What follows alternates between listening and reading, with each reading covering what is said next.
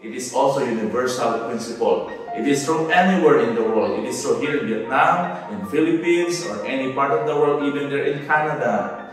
God has ordained that we reap what we sow.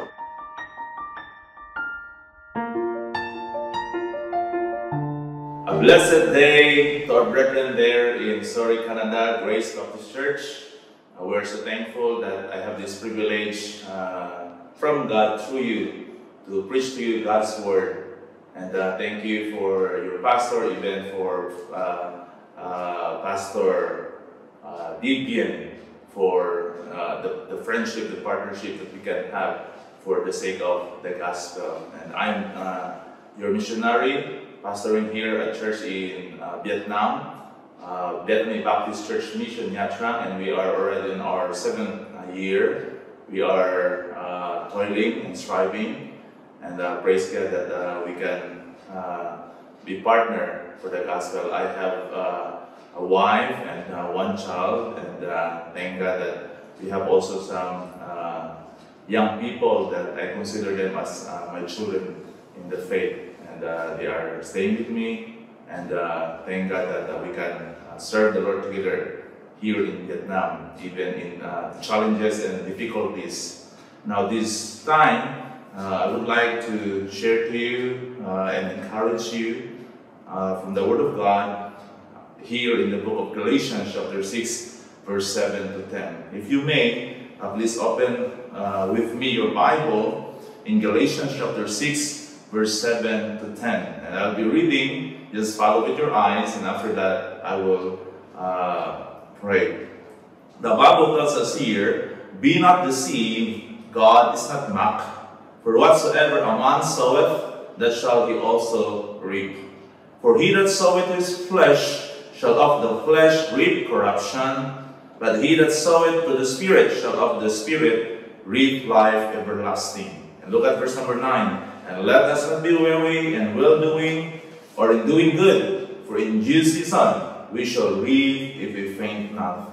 As we have therefore opportunity, let us do good unto all men, especially unto them who are of the household of faith." May the Lord God bless the reading of His Word. At this time, let's pray. Heavenly Father, thank you for your wonderful Word. Thank you, God, for your faithfulness upon us. Thank you, Lord, for the salvation you have brought to us through the Lord Jesus Christ. That through Him, we have assurance of heaven, we have forgiveness of sin, we are being sanctified through Thy Word and the Holy Spirit. And thank you, God, that once again, we can enjoy the blessings. And through the Lord Jesus Christ, we are motivated, we are encouraged to continue to worship you, to give thanks to you, to learn your word, to know you. I pray, Lord, that you're the one to guide me as I have this privilege from you to preach your word to the brethren, even there in Grace Baptist Church, Surrey, Canada. And I pray, Lord, that you put your words in my mouth. I pray, God, the Holy Spirit, please empower me. And I pray that you fill me, God, that I preach your word with clarity, with compassion, and conviction from you. Thank you so much. And I pray that your word will continue to strengthen our faith, encourage us, and remind us of God to continue to fulfill the task you have called us to do, which is reaching the lost with the gospel. Guide me, Lord, in Jesus Christ's name. Amen.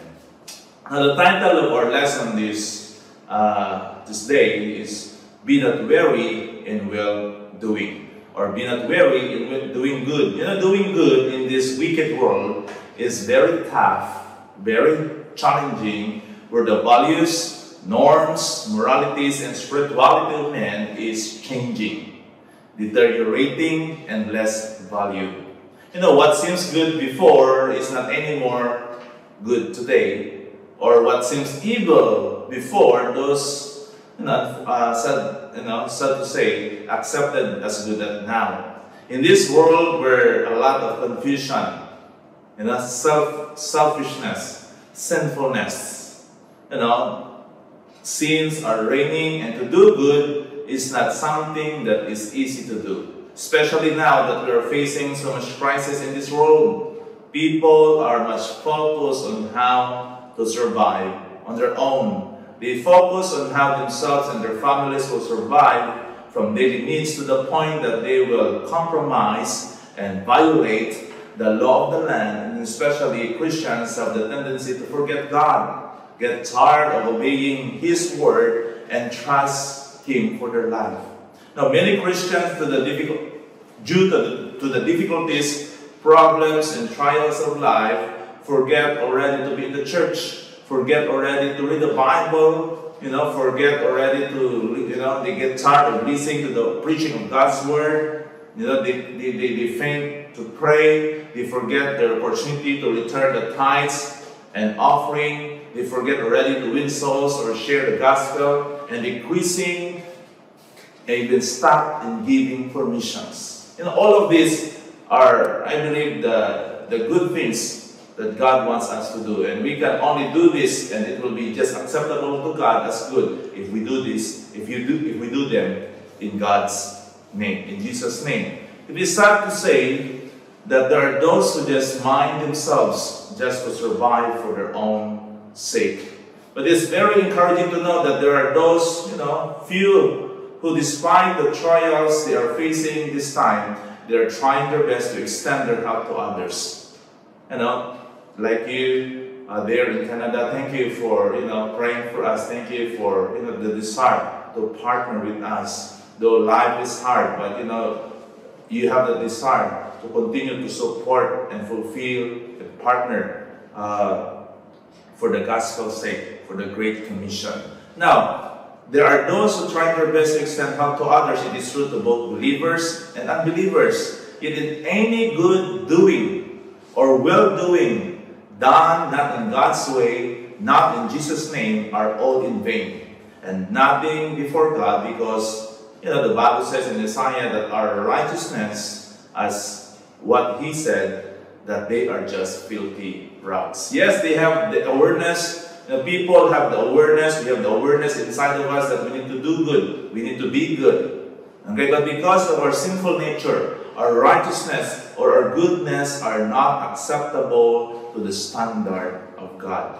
Goodness defines as one of the divine attributes or characteristic of our God. If we want to do goodness or well-doing that will last not just in this life, but even up to eternity, and then we must do them through the standard God has set on us in His Word, the Bible.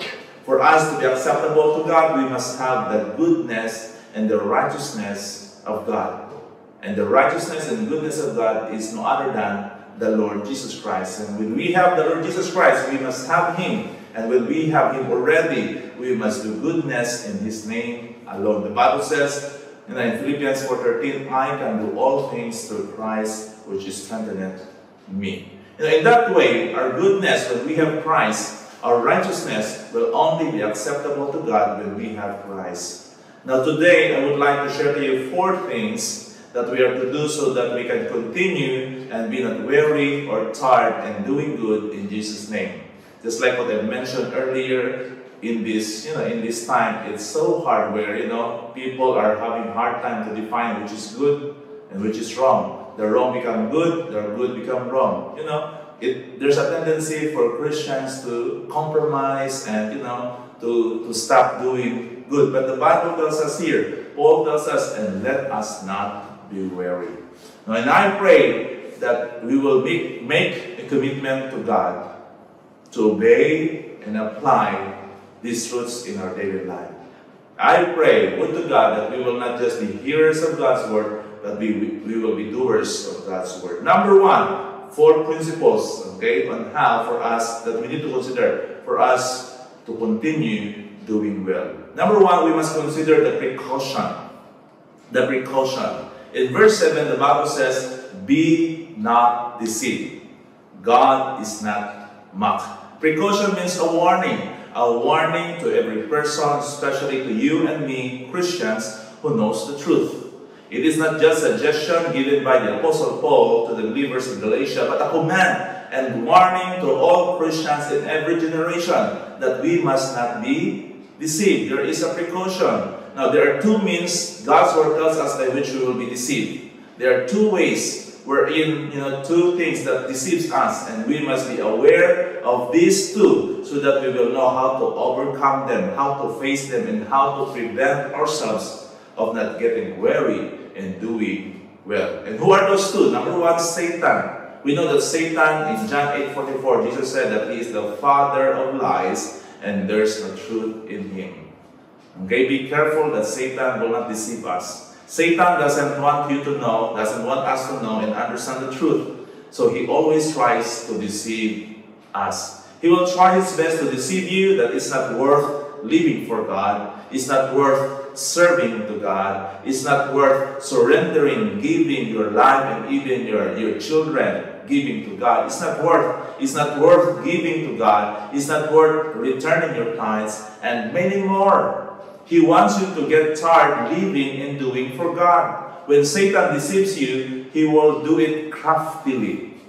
That you will, you will not notice it. That if you don't have the Word of God and you are not filled and guided by the Holy Ghost, you will not discern his deception. Satan is deceiving you slowly but surely. That's why be aware.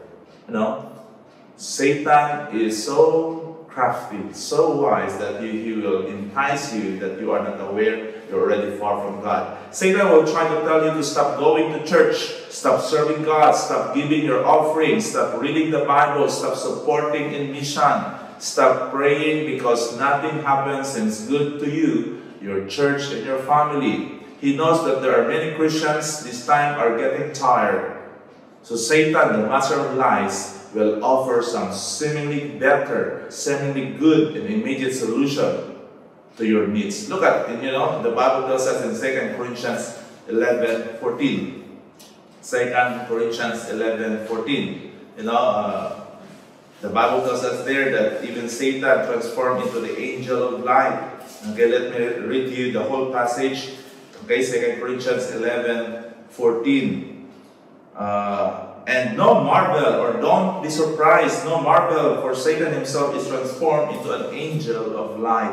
Satan will do his very best to deceive you, to kill and to destroy, to steal your intimacy with God, your faithfulness and devotion to Him. He knows that he cannot take away your salvation, but he will destroy your testimony, so that in your life, many will be stumbled, not to believe God, not to believe Christ. He will try his very best to derail you and out you from focusing on God's Word, on God, His perfect will in your life. That's why Apostle Paul is urging and giving warning to every Christian and every generation, especially in our times, that we must be aware and be not deceived of Satan's devices. Not only Satan, but number two, self.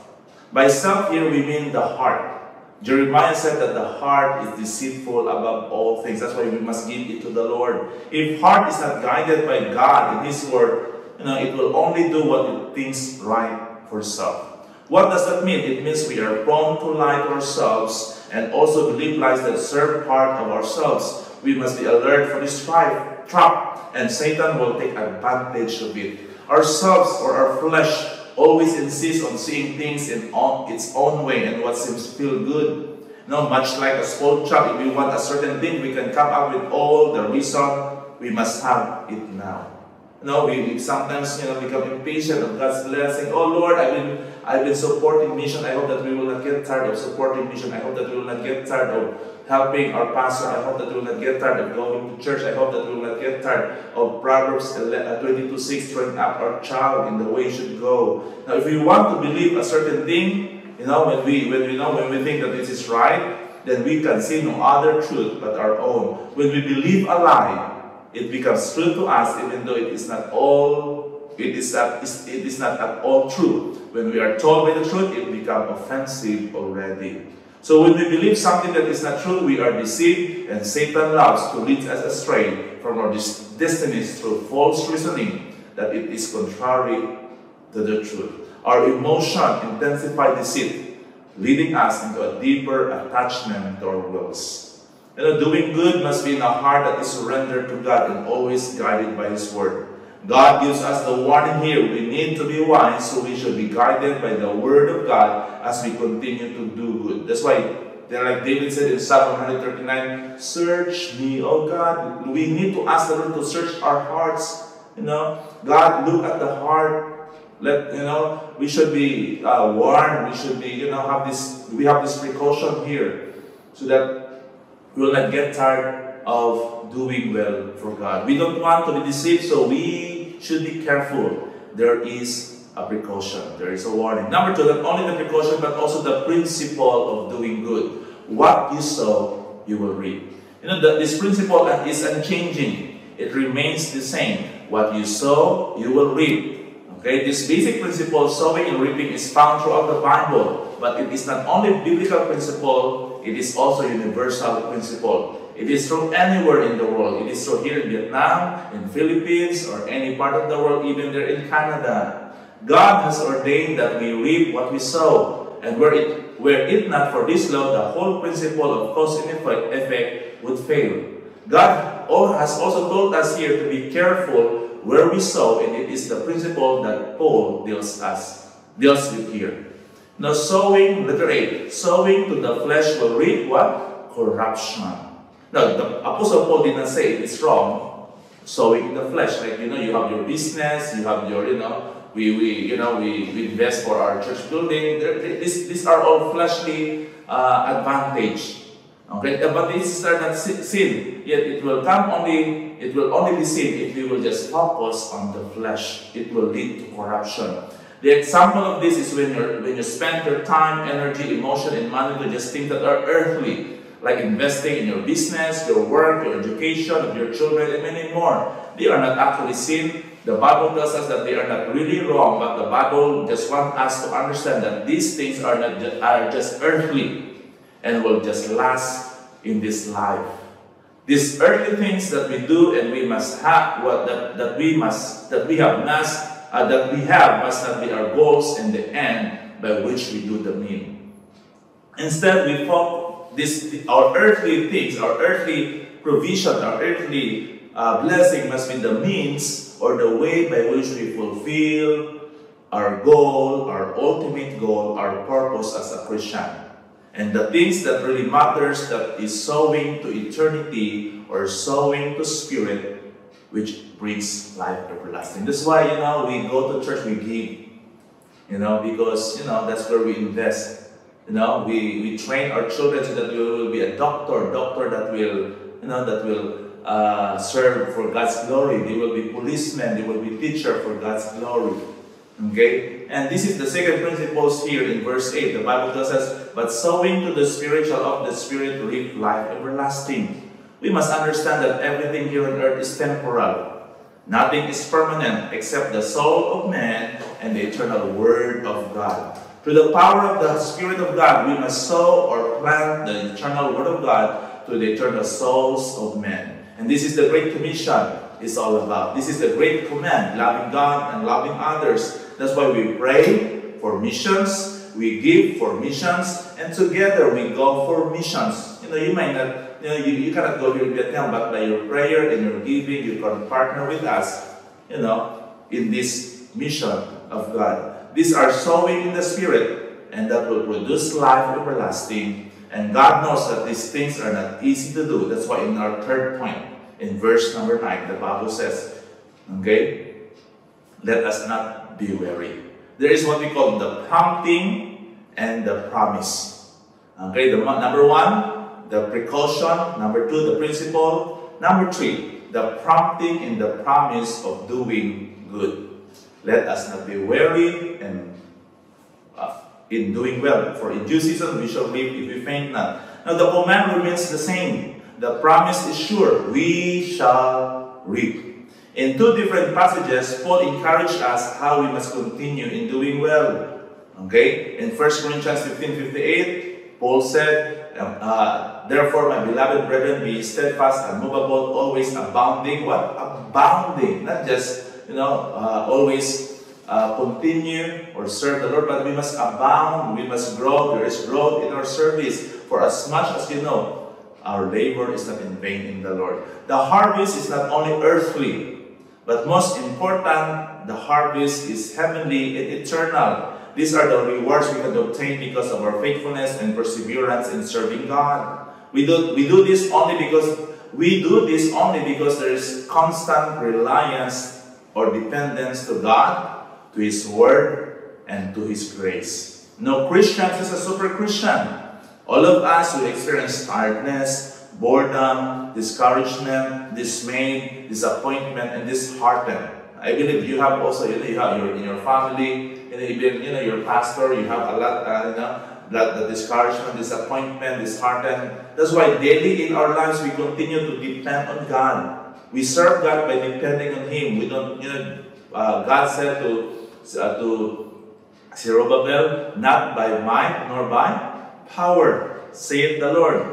We are to depend on God, seek His Word, and pray always as we express our faith to Him.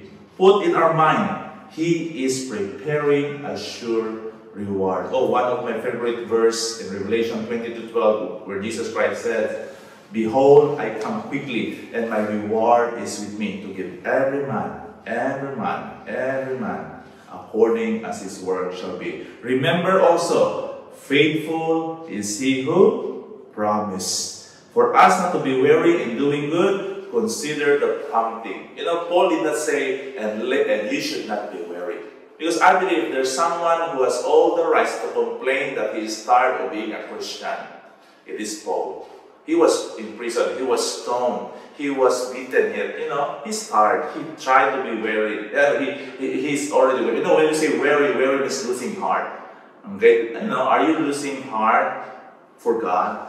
Are you losing heart to what God wants you to do? Maybe you consider this. Paul has all the reason, yet Paul said, let us. Let us. He didn't say, you should not be weary, but he said, let us, because including himself, he encouraged to remind himself that he should not be weary. And number 4, last, the prompting and the principle, the precaution, the prompting, and the promise. Number 4, the privilege of doing good. Look at in verse number 10. This is one of the wonderful passage of Scripture. Okay? The Bible tells us that as we have therefore opportunity. We all have opportunity. Today is your opportunity. Opportunity to what? To do good. Every day when we wake up, when we're still alive, when we go to a place safe and sound, healthy, that's an opportunity. Opportunity to what? To do good. Now, is it? No. But every time that we still breathe, we are still breathing, then there's an opportunity to do well. As we have therefore opportunity, the Bible says, let us do good to what? To all men. When we say all men, means all believers and unbelievers. To the unbelievers, we share to them the gospel because they cannot appreciate the good. And then only the good things that they can, that they must receive is the good thing, the good salvation of the Lord Jesus Christ. Because their goodness will not be acceptable to God unless they will be good before God through the Lord Jesus Christ, the righteousness of God. Okay? So we do good to the unbelievers, so that they will, why you are doing good? Because, we want to share the gospel, we want to show the gospel, we want to speak to them the gospel. But to the believers, we are doing good. Okay? We are doing it because the Bible says, that's why there's the word especially. Especially. Why? Because so that, the Bible says, there's a saying that says, charity begins at home. And I hope that Jesus Christ said, love one another. And by this, the world will know that you are my disciples indeed. How can we, it's not proper that we are sharing, we try to reach the world with the love of God, and yet we don't love our brethren. That's why here, there is an opportunity, there's a privilege for us to do good. First, in our church, in our brethren, fellow believers. To serve God is always a privilege. Remember, we are serving the King of Kings, the great God, the Creator of heaven and earth. That's why Paul is urging every Christian and every generation to continue in God and not to get weary in doing good for His name's sake. Always remember that serving God is serving people. Serving God is serving people. The privilege is simple. to continue to do good. To where? Anywhere. To whom? And to all men. Both believers and unbelievers. To the unbelievers, we do good to them so that through our good works, we can lead them eventually to the salvation of the gospel of Jesus Christ. But I like the word especially.